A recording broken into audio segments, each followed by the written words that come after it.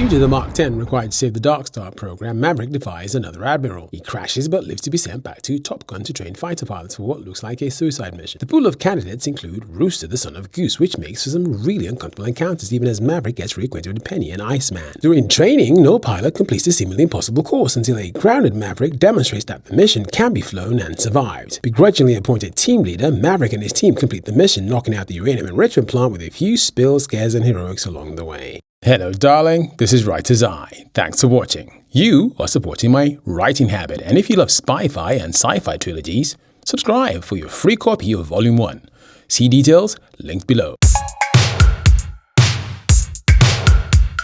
From books and writing gurus I donated money to, I got almost 300 tips that I distilled down to 20 essential guiding tenets, 10 of which I deem utterly unbreakable, such that to break 3 or more of these unbreakable laws invariably breaks a film. I call these cinema laws, partly inspired by cinema sins and cinema wins, except we tried to focus on the craft of writing, which should be sorted out long before the camera rolls. So, garbage or gold? Let's find out. The bell tolls and nostalgia bolts the catapult, thundering down the runway to a beautiful score. Bravo! Go on then, yeah?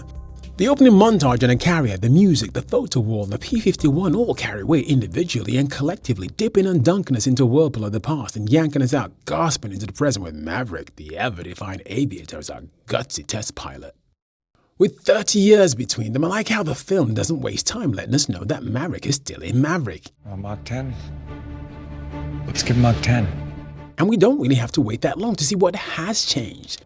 It is signposted early on, a recurring salient thematic element. It's not too late to stop, buddy. You know what happens to you if you go through with this. I know what happens to everyone else if I don't. With one line, Maverick's growth and maturity is exemplified. With one line, they nail the spine of this character and a sub-theme of the film. Talk to me, Goose. Gun is the cocky aviator. This time around, it's a more introspective, guilt-ridden Maverick burdened by the past as he fights for the future of the Dark Star program. Even so, this very changed Maverick is still true to himself as he pushes the plane beyond what is required to keep the program alive, giving us another lesson in the first act, admonitions and promises. Now remember, the contract threshold is Mach 10. Not 10.1, not 10.2, Mach 10. These always foreshadow peril. The execution is lovely, even the hypersonic disaster with the mirth-inducing back-to-earth encounter. The seeming finality of this final straw somehow serves as a default catalyst, sending our men back to Top Gun. And after 30 years of flying, most would be jaded, but Maverick still finds joy, a thrill in just being near fighter jets. I mean, the look on his face says it all. This is exactly where he belongs. Maverick is back, but faces another hypercritical admiral played by the inimitable John Hamm. Your reputation precedes you. Thank you, sir. Wasn't a compliment. Just like you have your actors de-roll after playing an insidious scene, I had to go and watch Confess Fletch to make sure I liked John Hamm again because he played the wanker airboss so well. Finally, the cloche is lifted, the central question is laid bare, sizzling like a basted turkey on Boxing Day. A nameless enemy plant needs to be destroyed, but Maverick is again concerned about the welfare of others. No, someone's not coming back from this. And on top of that, he's supposed to what? Teach, sir?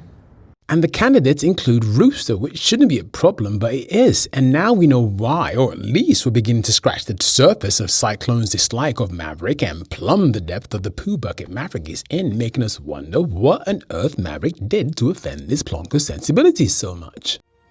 You fly for Top Gun, or you don't fly for the Navy ever again.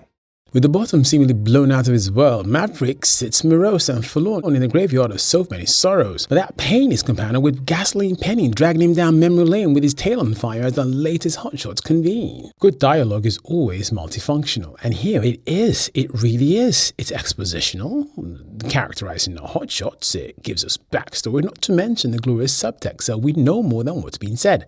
And more importantly, the dialogue moves the story forward. It's masterful writing, ultimately bringing us back to Maverick's escalating discomfort from Rooster's entry to his overboard ejection. Matching story points with the first installment become obvious throughout the film with obvious differences, meaning Top Gun Maverick flirts to being a palimpsest of the first film as it appears to be draped over the same frame and superstructure of the first. But let's just settle for calling it paying homage as the hotshot aviators have a dubious encounter with someone who turns out to be their instructor. The next scene is a gem. The depth of Maverick's torture and guilt are laid bare as Rooster sits singing and playing the same song his father sang 30 years ago, wearing what appears to be his father's aviator glasses, giving us a window and a near match cut to the past and the pain that Maverick lives with. Penny might have an idea with that glance, and this is a stupendous use of subtle dramatic irony because while she knows the Goose Maverick Rooster story, she wasn't there. So there's no way she sees what we see or the full extent of what Maverick sees and feels in that moment. Near mirror image of a fatherless aviator, an orphan he had a hand in orphaning, clinging to his father's memory through his personal effects. Maverick is awash in a cauldron of emotions right now, and we are privileged and emotionally aware enough to connect and empathize. Great writers write to elicit specific emotions, and while this scene may not have opened the floodgates for most people, it certainly lubricated the wells, giving us insight into what drives Maverick. If we hadn't before, even if we never saw the first film, this is where we begin to care about Pete Mitchell. And whether she knows it or not, this is where Penny fell for Maverick again because no good woman likes to see a man she loves suffer. She felt something for Maverick in that moment, at the very least, conscious empathy on the surface, as in the tip of the iceberg of what she feels and is conscious of, and then far from being compartmentalized, emotions are cognate and they travel in packs. Boys and girls, this is storytelling at its finest. I love story. With wounds licked clean, mock opprobrium survived, it's time to get down to the business of things, and Maverick would not be a Maverick if Maverick did not behave like the Maverick he is. And while this scene dutifully pushes the story forward, it also delineates lofty expectations. It characterizes Maverick, revealing his edgier side, and it foreshadows the impending unorthodoxy.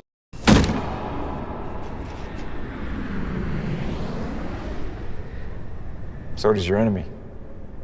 And we're off. Off to a rocky start that doesn't get any better. Outside the jet, breaking the hard deck, press-ups, teaching Hangman a lesson. Inverted, the scissors, the hard deck, Cobra, more press-ups, onion layers. There's more to their feud than the late Goose. Maverick pulled Rooster's papers. Why would he do that? Why indeed? Cyclone takes umbrage and tells Maverick off. And that bell strikes again. You have less than 3 weeks to teach them how to fight as a team and how to strike the target. And how to come home.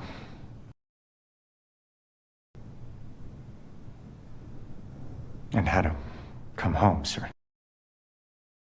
Pete Mitchell is the voice of every military parent here. This is not a statement Cyclone was expecting. And if you're paying attention, that means these pilots are collateral that the military accepts. I don't, sir. Luckily, Maverick has a fan and an ally in Warlock. Oh, don't worry about it. I insist. Why do you think she says that? No, really, why? Look at how she says it. Oh, don't worry about it. I insist. And look at how she takes the payment. Thank you, Captain. What's the subtext here? There's a 60-second monologue in there, delivered in that one line. It's a negative callback to that moment of subtle dramatic irony where we are once again privileged. Now it's Maverick's turn to not know as much as we do about what's stirring between these two because Maverick didn't see her, see him in his vulnerable humanizing state. And how does it all end? A de facto date to seal their fate. And now we dive deep into metaphor. Rougher than I was expecting! Love as a natural force, a storm, a wind, a flood, and a ship as a relationship. And here we are in a vessel on a sea rougher than expected, a rocky relationship, and she's in control. It's her boat. She's guiding him to right this ship with language he understands. It's sort of like raising the flaps on an airplane. You raise the flaps on an airplane when you want to take off. So how do I do that? He's teachable. And gathering wind in the sails, they and the boat take off, sailing all out now with the wind behind them. She lets him steer like a woman lets a dance partner lead. She lets him feel like that man because behind every great man, there's a woman. Now you're in the Navy. He just got his credit pre-approved. Critics say there was no chemistry. Wrong. They have a history. And all we see is the tip of the iceberg. And they're in their 50s. It's chemistry enough. It takes all of a willpower to not invite him in. And again, I have to say it. Brilliant writing, mate. The hard deck is lowered and we get more failure and more brilliant multifunctional dialogue to further betray whom these pilots are. The cocky hotshot center of the universe who blames everyone but holds himself entirely inculpable. The overcautious, analytically paralyzed, deliberate slow coach. Maverick again speaks and plays for the military parents. Tell it to his family. And hey presto, we have fireworks. The Iceman Maverick union was brilliant and quite moving too. The bell rings again. Don't ask me to send someone else to die. Please don't Unlike the gratuitous beat scene in the first film, this was properly motivated and multifunctional. It whetted Penny's appetite, seeing a half-naked Maverick frolic with the next generation. It foreshadowed the Maverick-Rooster conflict and reconciliation. And it reveled in more of Maverick's unorthodoxy as he makes the team that Cyclone asked for by playing American football. With one last symbolic run in him, Maverick quits while he's ahead, leaving it to the next generation. He quits just in time to relay the overarching purpose of this scene to Admiral Sour Patch. Why are we out here playing games? We said to create a team, sir. There's your team. A head drops onto his back. This is the moment Penny realizes that she's decided to give him another shot. She leaves the door open. It's both literal and figurative, distilled to one kiss and a soul-bearing. The fullest revelation of Maverick's act of apparent folly and sacrifice as they discuss their children. G-Lock, bird strike. Finally, Rooster blows up. Why'd you pull my papers at the academy? Why did you stand in my way? The passing of a legend, the gloves come off, not even wasting time grounding Maverick. You're grounded, Captain. Permanently. Sir. That is all. Here we are served with a false collapse again. Iceman is gone. Maverick is grounded, but Penny has a man's back and proves to be right. Bullseye, holy shit! Maverick picks Rooster as his wingman, a surprise to Rooster. But with the dramatic irony already deployed, we already knew. Hangman was hugely disappointed, and I love how they just let it hang in the air, a salvo of unsaid words, echoes of earlier verbal jousts. Rooster is sweating his nerves out of his skull here, and Hangman could have said any number of things. Instead, all he says is, You give him hell! What we don't know is what Rooster was going to say here. Was he going to thank Maverick for picking him? I just want to say... Look at how Maverick says. You got this. If Maverick changes his inflection and tone, and there are 6 different ways he could have, he changes the subtext from, you earn this and belong, or I didn't give it to you, to, you're going to be alright, mate. The fact is, the subtext is ambiguous here. It's pure gold. I don't know if that was an acting choice or directorial. Either way, it's pure gold. Thank you. If I don't see you again, Hondo. Another great moment here that wasn't ruined by superfluous dialogue, a contrast to the preceding scene. Hondo's silence drove home the reality of the risk in the undertaking because death is always a possibility, and unlike Maverick telling Rooster they talk when they get back, giving him a confidence boost, Maverick and Hondo are dead honest with each other as they say their farewells. It's been an honor, Captain. Suspense, heavy breathing. Will Rooster be Rooster and lose his nerve? The felons look so menacing, man, and Rooster does lose his nerve. Don't think, just do it. Target nailed. The SAM site go nuts. Losing Rooster was never going to be an option, but Maverick taking the missile was surprising, but it was thankfully just another false collapse. I loved the encounter after he's shot down. What the hell were you even thinking? You told me not to think! And it certainly chose a hell of a time to listen. Maverick was always going to come home, and with more aerobatics and impossible feats, were home to near unanimous delight. The fall in action gives a comprehensive bookend, so it's a poignant film. Fixing the P-51 with his son, the photo wall update, the family didn't have but now does. The stars align in this film, so it's always going to be brilliant. Reuniting Kaczynski and Cruise after that beautiful, gorgeous oblivion, paying homage to a Tony Scott who's always been one of my favorites, as is Tom Cruise, and being one of the few films to truly validate the Hollywood practice of espousing sequels or made it make so much sense beyond the typical money grab. Only one, but they were quite clever about it, so clever in fact that it almost meant they didn't break anything at all. Like The Martian before it, the entire film is based on a faulty premise. Placing Tom Cruise and his co-stars in a 2-seater jet and having them experience the G-forces a fighter pilot is trained to handle slammed authenticity into our collective faces. The credibility, charisma, and track record of Tom Cruise as Ethan Hunt meant we were hogtied and sold well before the film started. TGM didn't just suspend our disbelief, it nuked it. This mission, in actuality, would have been really easy for the US military, but the film did a brilliant job of selling it as nearly impossible. I thought the Raptor and the F-35 could have played a part despite that GPS jamming baloney, and with allies in the unnamed region, they could have had an FOB close by. Listening to experts and retired military personnel perorate and pontificate confirm my lay opinion. The same way they took out the enemy runway, they could have taken out the stationary SAM sites if an enemy was that unversed in military warfare. I mean, modern SAM sites tend to look like this.